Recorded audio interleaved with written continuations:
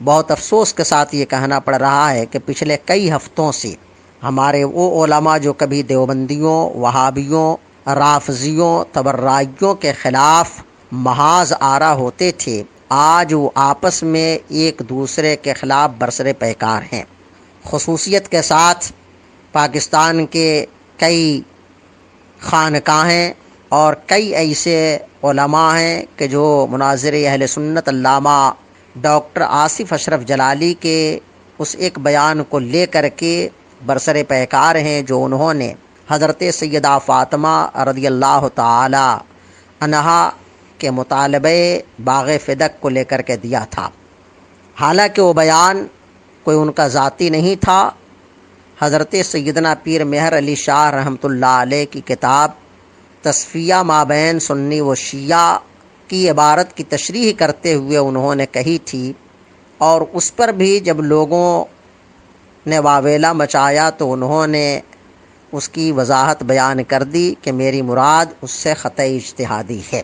ظاہر ہے کہ ڈاکٹر جلالی اہل سنت و جماعت کے عالم اور مناظر اور محقق ہیں۔ اس سے پہلے کبھی ان سے اس طرح کی باتیں سننے میں نہیں آئیں، ہمیشہ وہ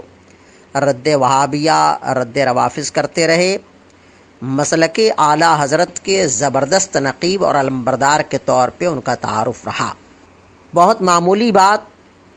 جو از روئے شرع قابل گرفت نہ تھی، یعنی لفظ خطأ اجتہادی کا استعمال ہمارے علماء اور مشائخ نے اپنی کتابوں میں صحابہ کے لیے، اہل بیت کے لیے، حد تو یہ کہ انبیاء و مرسلین کے لیے بھی استعمال کیا ہے۔ ایسی صورت میں وہ علماء جو ڈاکٹر جلالی کو تنقید کا نشانہ بنا رہے ہیں، میرا خیال ہے کہ وہ جذبات سے کام لے رہے ہیں اور وہ اپنے اس طرز عمل سے اپنے ہی ایک عالم کو رسوا کرنے کی کوشش کر رہے ہیں۔ حالانکہ انہیں یاد رکھنا چاہیے کہ ان کے اس طرز عمل سے ڈاکٹر جلالی کو نقصان کم پہنچے یا زیادہ، بہرحال ایسے پیر،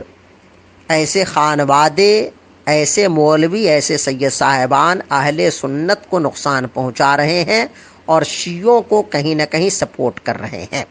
حیرت کی بات ہے کہ پارلیمنٹ اور پاکستان میں ایک رافضی ڈاکٹر جلالی کے خلاف نہایت بد کلامی کرتا ہے۔ روافظ عام طور پہ پاکستان میں اپنی مجلسوں کے اندر صحابہ کو گالیاں دیتے ہیں۔ دیوبندی وہابی ہمارے بزرگوں کی کھلم کھلا توہینیں کرتے ہیں، ان کی ریکارڈنگز، ان کی تقریریں، ان کی کتابیں نشر ہوتی ہیں۔ وہاں ان حضرات میں سے کسی کو توفیق نہیں ہوتی کہ ان کے خلاف FIR کرائیں یا ان کے خلاف محاذ آرا، لیکن ایک بات کو لے کر کے جو کہ از روئے شرع اس پہ کوئی گرفت نہیں ہو سکتی تھی، اس کو بہانہ بنا کر کے جاہل خانقاہیوں کو، وہ لوگ جو خانقاہوں میں بیٹھ کر کے عیش و عشرت کر رہے ہیں، وہ اس وقت سیدہ فاطمہ کے سب سے بڑے عقیدت مند اور محبت کرنے والے ہو گئے ہیں۔ لیکن جب وہ نمازیں چھوڑتے ہیں، داڑھیاں کٹاتے ہیں، ناچ بازوں میں مشغول رہتے ہیں، رافضیوں کے یہاں رشتہ داریاں کرتے ہیں، وہابیوں سے دوستانہ کرتے ہیں، ایسے موقع پہ انہیں نہ علی کی یاد آتی ہے، نہ فاطمہ کی یاد ستاتی ہے، نہ انہیں شریعت یاد آتی ہے، نہ انہیں رسول پاک صلی اللہ علیہ وسلم کا خاندان یاد آتا ہے۔ میں کہنا چاہتا ہوں کہ ڈاکٹر جلالی نے جو کچھ کہا ہے وہ از روئے شرع درست ہے، ان کا بیان، ان کا وضاحتی بیان از روئے شرع قابل قبول ہے، اس میں کوئی ایسی بات نہیں کہ جس کی بنیاد پر ان کو طعن و تشنیع کا نشانہ بنایا جائے۔ میں منور شاہ جماعتی یا تسلیم صابری جیسے دڑمنڈے یا پیر نظام الدین جامی جیسے لوگوں کی بات نہیں کرتا، اس لیے کہ ان کا مذہبی اعتبار سے کوئی مطلب نہیں ہے، ان کو قوالی سننے اور عیش و عشرت سے زیادہ ان کے لیے اس دنیا میں کچھ نہیں ہے۔ لیکن وہ علماء اور مشائخ جو اعلیٰ حضرت کا نام لیتے ہیں، اپنے آپ کو رضوی کہتے ہیں، میں ان سے یہ گزارش کر سکتا ہوں کہ آج جو کچھ بھی پاکستان میں ڈاکٹر جلالی کے خلاف ہو رہا ہے، یہ ڈاکٹر جلالی کے خلاف نہیں ہو رہا ہے بلکہ ہمارے مذہب کے خلاف ہو رہا ہے، یہ سنیت کے خلاف ہو رہا ہے، مسلک اعلیٰ حضرت کے خلاف ہو رہا ہے۔ ڈاکٹر جلالی کے بارے میں جو کچھ بیانات اور جو وضاحتیں ہمارے علماء نے فرما دی ہیں، بالخصوص حضور محدث کبیر مد ظلہ العالی نے جو کچھ فرما دیا، اس کے بعد مجھے لگتا تھا کہ اس فتنے کو تھم جانا چاہیے تھا، لیکن افسوس اور حیرت ہے مولانا عرفان شاہ مشہدی صاحب جیسے لوگوں پر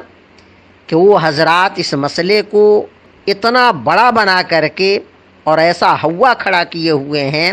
کہ وہ اہل سنت اور اہل تشیع کا فرق ہی بھول بیٹھے ہیں۔ وہ یہ نہیں سمجھ رہے ہیں کہ ان کے اس طرز عمل سے سنیت کو کتنا نقصان پہنچ رہا ہے،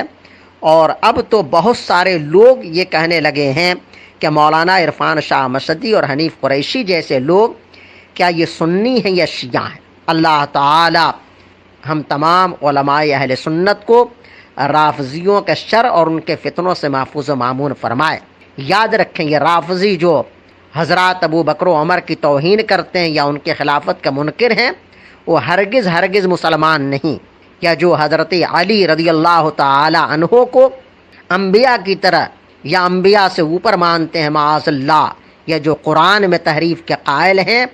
ایسے رافضی تبرعی وہ ہمارے نزدیک مسلمان نہیں۔ اور ان تمام سادات کرام سے بھی میں گزارش کروں گا کہ سید ہونے کا یہ مطلب نہیں ہے کہ اسلام کے قوانین کو آپ بالائے طاق رکھ دیں۔ سید کے اوپر دونا ذمہ داری ہے